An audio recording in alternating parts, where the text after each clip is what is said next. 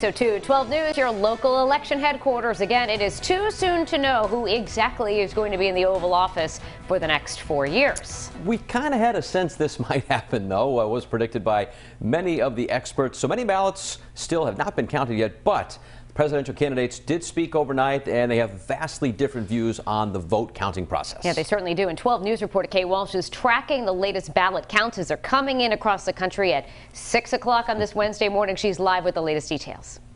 Well, millions of ballots were cast weeks early, but they're being counted late, meaning after the polls closed at 8 o'clock last night. We're seeing those numbers being updated basically every minute right now. And in fact, we have an update for you with these electoral counts right now, 224 to 213. That's 4 points up now for Biden after it was declared that he won Hawaii early this morning. So that's something new. We're also learning that Milwaukee has finished their mail-in ballot vote count, and that has put Biden up slightly, just ever so slightly, in Wisconsin's race, but we do not know yet who has won Wisconsin. Now, just before 1 o'clock this morning, we heard from former Vice President Joe Biden speaking to supporters, many in their cars in Delaware. He said it's not over until every ballot is counted.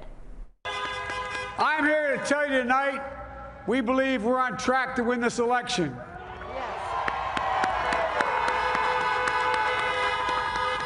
We knew because of the unprecedented early vote and the mail-in vote that it was going to take a while. We're going to have to be patient. Meanwhile, President Trump spoke after 2 o'clock this morning, essentially declaring a premature victory. This is a fraud on the American public. This is an embarrassment to our country. We were getting ready to win this election.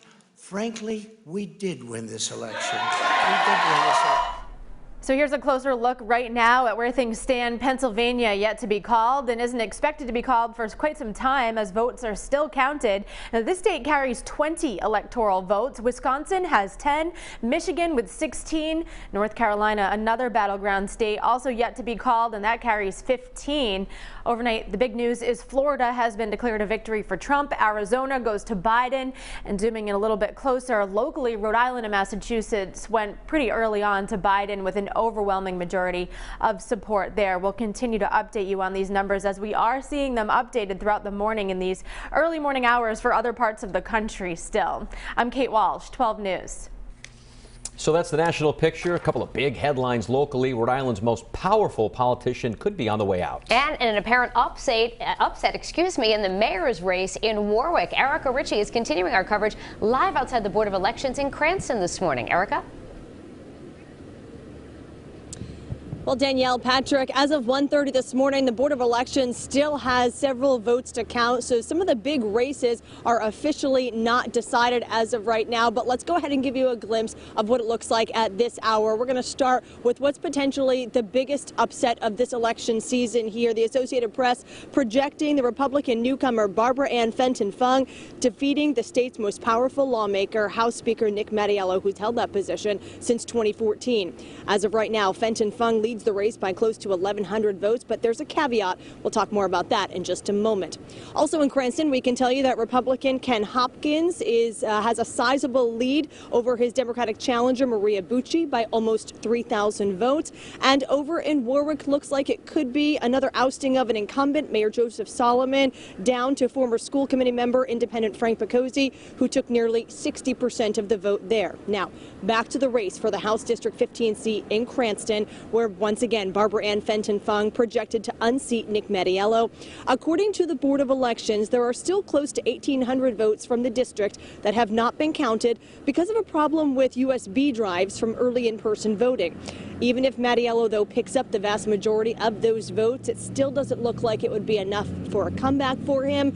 Still, though, Cranston's First Lady proceeding with caution. She went ahead and released a statement last night. It should be up there on your screen for you saying, quote, "We are in a very strong position to win at this point. However, we will await the final postings tomorrow, meaning today, from the early vote and allow for conversations to potentially be had before making any public statements." Her opponent, the House Speaker, taking the same approach. He did not show up to his headquarters last night to speak with reporters. Instead, his spokesperson said he was going to wait until all of the results were in and final before making any comments. Guys, also important to note, the Speaker has not officially conceded the race. We'll keep an eye on that. For now, live outside the Board of Elections in Cranston, I'm Erica Ritchie, 12 News. Erica, thank you. And here's a look at the results from some of our other local races. The Associated Press is projecting Congressman Jim Langevin has won re-election, defeating Republican Robert Lancia. Now, Lancia was leading early on last night, but as those mail ballots were counted, then the race flipped over to Langevin's favor. Congressman David Cicilline has won a 6th term in the House, beating independent candidate Jeffrey Meyer and also Fred Wysocki. Moving to the Senate now, Senator Jack Reed has been re-elected. He defeated Republican challenger Alan Waters. Now, if Democrats manage to win control of the Senate, Reed would be in line to chair that powerful Armed Services Committee. All right, now to Massachusetts. Senator Ed Markey beating Republican Kevin O'Connor. You'll remember that Markey had to overcome that tough primary challenge by Congressman Joe Kennedy to win the party's nomination. And speaking of Joe Kennedy, he will be replaced in Congress by Democrat Jake Auchincloss, who defeated former Attleboro City Councilor Julie Hall.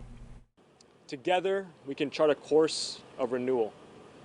We can put science in the driver's seat to beat back COVID. We can fight climate change and transition to a clean energy economy. We can protect women's reproductive rights. We can stand up for racial justice. And we can keep weapons of war off our streets and away from our schools. Auchincloss will join fellow Democrat Bill Keating in Washington. Keating, who represents New Bedford, the Cape, and parts of Plymouth County, won last night, fending off a challenge from Republican Helen Brady. Voters in Rhode Island and Massachusetts also deciding on a handful of ballot initiatives. So the only statewide question for Rhode Island was whether to remove and Providence Plantations from the state's official name. Here's a look at the results so far. Proposal to remove Providence Plantations is leading with nearly 53% of the vote. Voters rejected this same proposal 10 years ago. And Massachusetts with 2 ballot questions. The first, an expanded right to repair measure, overwhelmingly approved last night. It was the most expensive ballot initiative campaign in the state's history. And supporters of question 2 have conceded defeat that would have moved Massachusetts to a ranked choice voting system. More